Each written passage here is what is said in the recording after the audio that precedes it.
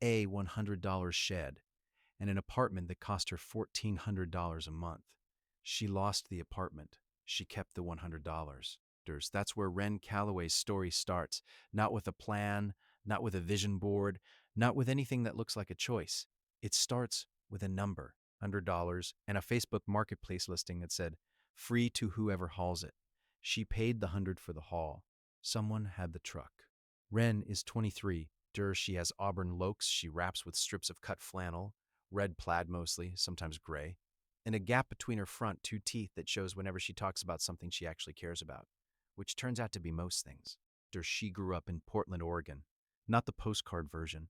The east side near the rail yards where the warehouses outnumber the coffee shops and the light in winter gets thin by 3 in the afternoon. Where she's been homeless by any real definition of the word since she was 21. Not the movie version of homeless, not dramatic, not a single catastrophic moment, more like a slow leak. Her roommate situation ended. The apartment she moved into alone ate 70% of her income from her warehouse job. She held it for 8 months before the math just stopped working. And then she was on couches.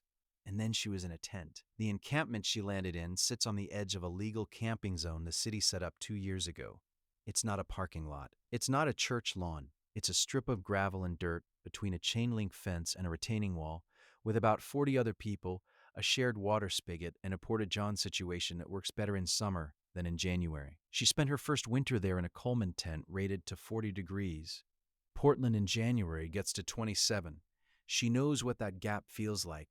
The shed came in April. She saw the listing at 6 in the morning, messaged immediately, and by noon, she was figuring out how to get a 7 by 8 foot prefab garden shed from a house in Gresham to a legal camping site on the east side of Portland. It cost her $100 for the haul. A guy from the encampment had a truck and helped her break it down into panels. 3 trips, 6 hours. The panels were pine over OSB, an inch and a quarter thick. They smelled like the garden it used to live in, fertilizer and wet wood and something faintly sweet. She set it up on a flat piece of ground she'd been using for her tent. 4 walls, a roof panel, a door, dirt floor, no insulation, no electrical, no heat source. In April in Portland, 38 degrees at night, the inside of that shed was colder than the outside because it trapped ground air and had no way to release it. She slept in there the first night with 3 sleeping bags and woke up at 4 a.m. to condensation dripping from the ceiling onto her face. That was day 1. What happened over the next 4 months is the part of the story that most people don't think is possible. Not because it requires some special skill. Not because it requires money she didn't have. Because it requires the kind of attention to a problem that most people only develop when the problem is their actual life, and they don't have the option of calling someone else to fix it. There she started with the floor, not insulation. That came later.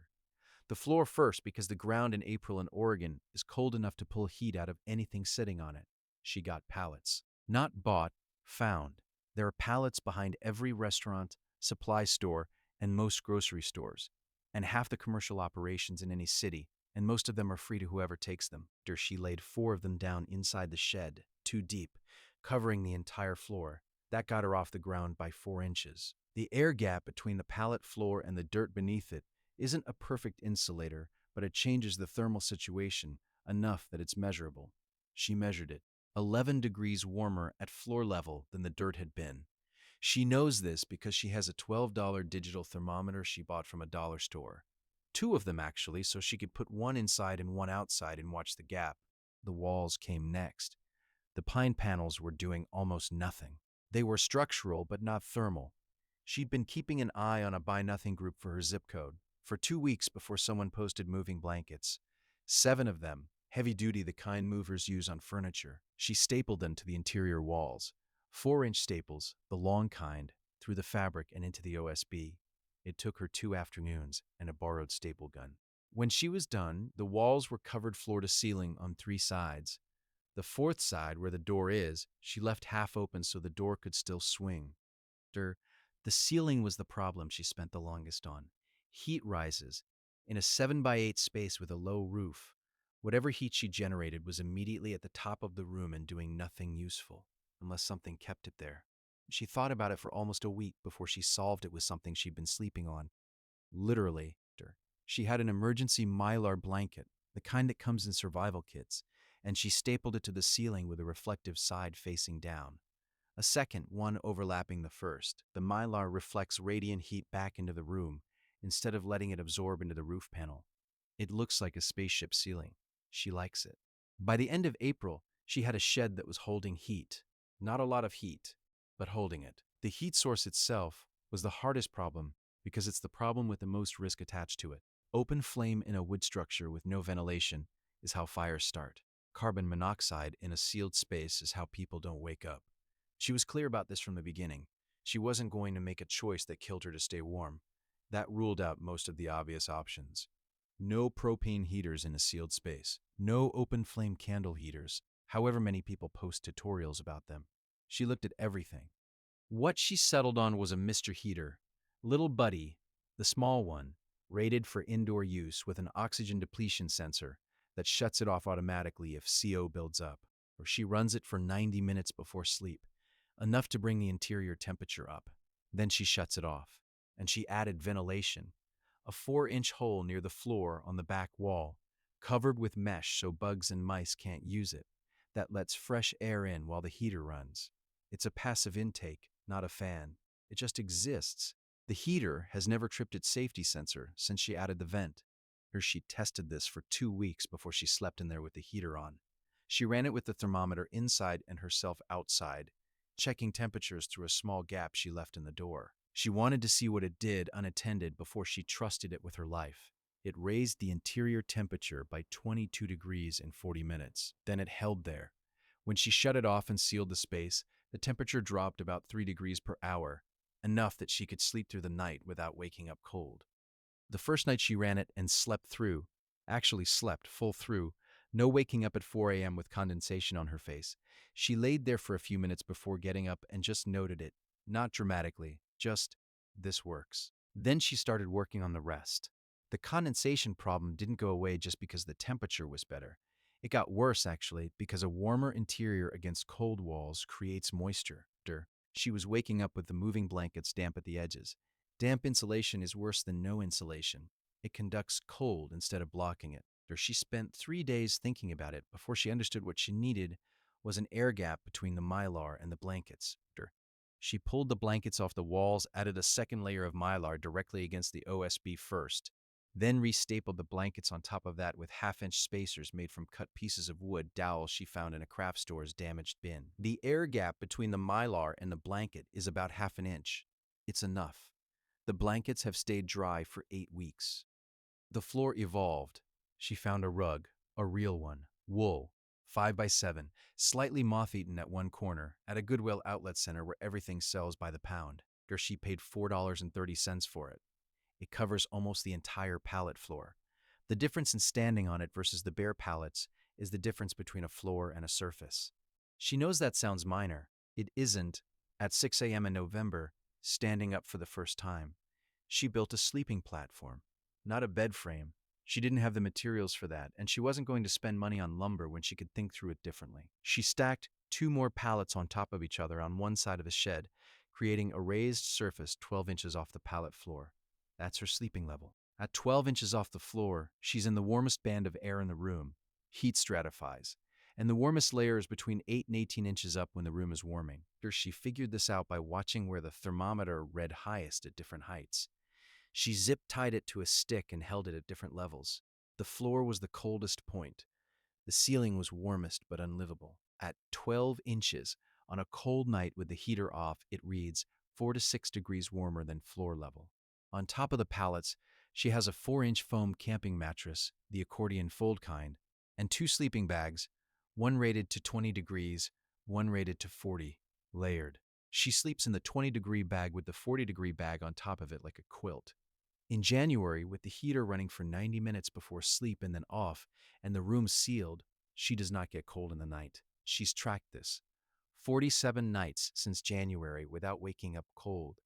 The apartment she had at 21 had forced air heat that cycled off at 2 a.m. by default, and she woke up cold twice a week. The light situation she solved for almost nothing. She has a string of USB-charged LED fairy lights around the ceiling perimeter, $6 from a liquidation bin, and a single solar lantern that charges outside during the day. The lantern puts out enough light to read by. The fairy lights are just for existing in the space in a way that doesn't feel like a punishment. She put them up in May and has not taken them down.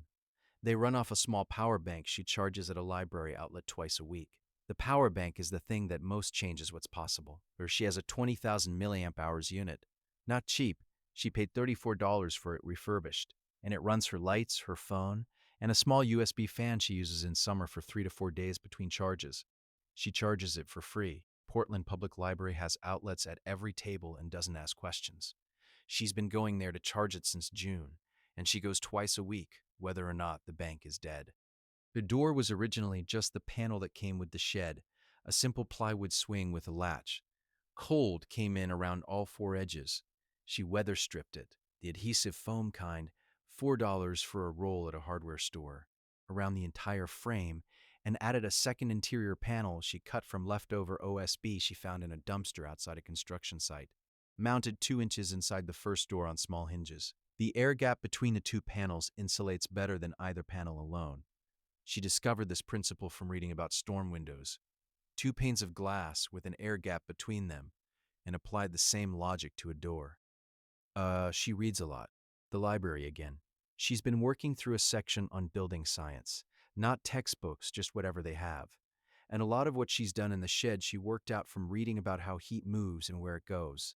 She says she wishes she'd known this stuff at 21 when she had an apartment, because her heating bills were $160 a month, and she kept the thermostat at 66 because she couldn't afford higher. She thinks if she'd known then what she knows now about how heat actually works, she could have kept the apartment at 70 for the same price, maybe lower. The storage problem was something she didn't expect to care as much about as she does. When you live in a tent, storage means a tub and a bag. When you live in a 7x8 room, you think you have more space, but you don't, unless you build up instead of out. She built shelves, not from purchased materials, from the same pallet wood she had left over from her first haul. She pulled planks off the extra pallets, sanded the rough edges with a piece of sandpaper folded around a block of wood, and mounted them to the wall studs on the east side of the shed. 4 shelves, floor to ceiling, about 10 inches deep. Where she has her clothes on, 2 of them, folded, not hung, because hanging requires more depth than she has. She has her food on, 1, dry goods in sealed containers, nothing that needs refrigeration. She has her tools and supplies on the 4th. The tools are not decorative. She has a small hammer, a handsaw, a screwdriver set, a staple gun she borrowed and eventually bought from the person she borrowed it from for $8 when he got a new one, a tape measure, and a utility knife. These things have let her fix and modify the shed in ways she couldn't have done without them. The saw alone has paid for itself 4 times over. She can cut materials to fit instead of buying things in standard sizes that don't match the space. Refrigeration is the gap in the setup. She doesn't have it.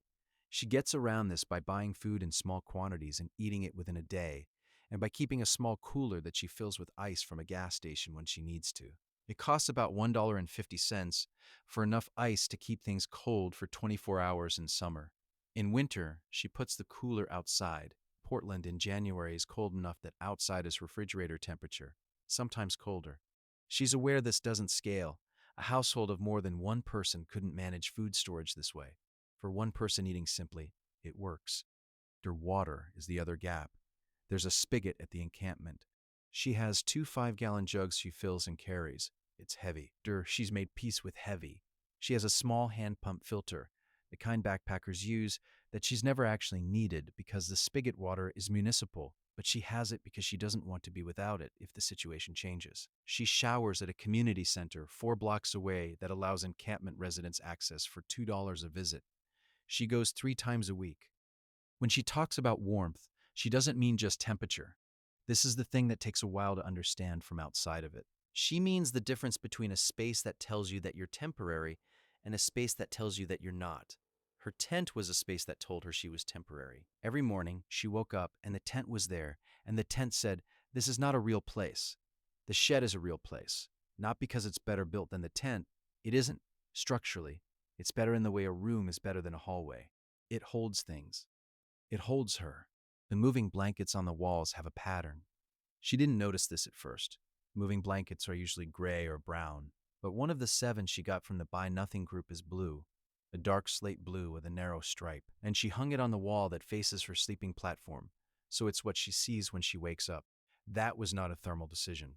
She hung it there because she wanted something to look at that had color. There are small things like this throughout the shed. A photo she's kept in her jacket pocket since before she was homeless, now taped to the shelf above her sleeping platform. A small cactus in a terracotta pot that she keeps on the windowsill because the shed has a window, a small one, 12 by 16 inches, on the south wall, and things grow in south light. The cactus has been alive for 6 months. She takes that seriously. The window was the first thing she worked on after the floor. Not insulated, not sealed. It was just a single pane in the original shed kit, aluminum frame, and it was leaking cold around all four corners. She used the same weather stripping trick as the door, then added a second layer of clear plastic sheeting on the interior side, held in place with magnetic tape, so she can remove it in summer. The plastic creates a dead air gap between the glass and the interior. It's the same principle as a storm window. She can see through it clearly enough that the light quality inside the shed is the same as it would be with no covering. She can see the sky. She talks about the sky like it matters, which it does. When you sleep in a tent, you're in the weather. There's no separation. Rain hits the tent, wind moves the tent. The outside is always immediately present. Her in the shed, there's a layer between her and the weather. Not a big layer. It's 1 inch of composite wood, but it's enough to make the rain sound like rain rather than feel like rain. She slept through a storm for the first time in 2 years last October. She woke up to the sound of it, registered that it was raining, and went back to sleep. The encampment itself is not a place most people would choose. It's not quiet. There are 40 people in a small space, and 40 people's worth of difficulty. Conflict, illness, unpredictability, the full range of what happens when people who are all under serious pressure live next to each other with almost no privacy. She is not going to tell you it's easy. It's not easy, but she's been here long enough to know who to trust and who to give space to. And she has one neighbor, a woman named Dorleen, who is 51 and has been here longer than anyone, who watches the shed when Ren goes out for long stretches and who gets watched in return. That's the arrangement. Nothing formal, just real. The shed is hers in a way the tent never was. She knows this doesn't mean what it would mean to say my apartment or my house. She knows she is on city-permitted land that can change its status. Or she knows the shed itself has no legal standing as a residence. She knows all of this, and she still says mine when she talks about it. Because in the absence of every conventional marker of ownership, what you've built with your hands and your thinking and your specific attention to how cold comes in and where heat goes, that's yours in a way that a lease you paid someone else for never quite is. She's not planning to stay here. She's planning to leave. Not because the shed has failed. It hasn't. But because it's done what she needed it to do, which is buy her time. She's been able to hold down consistent work since October because she has a stable place to sleep, a place to keep her clothes clean, and her phone charged and herself warm enough to think straight. She's had the same warehouse job for 7 months. She's been putting money aside. Not fast, but it's there. She estimates she's about 4 months from having first and last month's deposit saved. She's done this math many times. She knows the vacancy rate in Portland right now. She knows what she's going to need. She's not romantic about it. She's been here before, had an apartment before, lost it. She knows what she didn't know the first time, and she's not repeating those patterns. She'll find something smaller than what she had. She'll know how to heat it without paying $160 a month to do it. What she'll take with her when she goes: the thermometers, the power bank, the sleeping bags, the cactus, the blue moving blanket, the slate, one with the stripe, the tools, what she'll leave, the shed itself, because someone else will need it. There's already a woman, 2 plots over, who's been sleeping in a tent through winter, and who Ren has been talking to about the pallets, the mylar, the weather stripping. She's going to hand all of it over. The knowledge and the structure both. Try this. Go into whatever room you sleep in tonight, turn the heat down to 45 degrees, and sit in it for 20 minutes. Not to perform suffering, just to understand what temperature actually feels like on skin. Ren spent a winter in it, not because she wanted to, because the options were limited and she picked the one that was most solvable and then solved it. She did it for $100 and 7 moving blankets and 1 slate blue one that she hung on the wall because she wanted something to look at that had color. The next part of her story, the part that's coming, 4 months out, starts the same way this one did. with a number, with a specific amount saved and a specific thing it can buy. With the same attention she brought to the shed brought to whatever comes next. She's already thinking about it.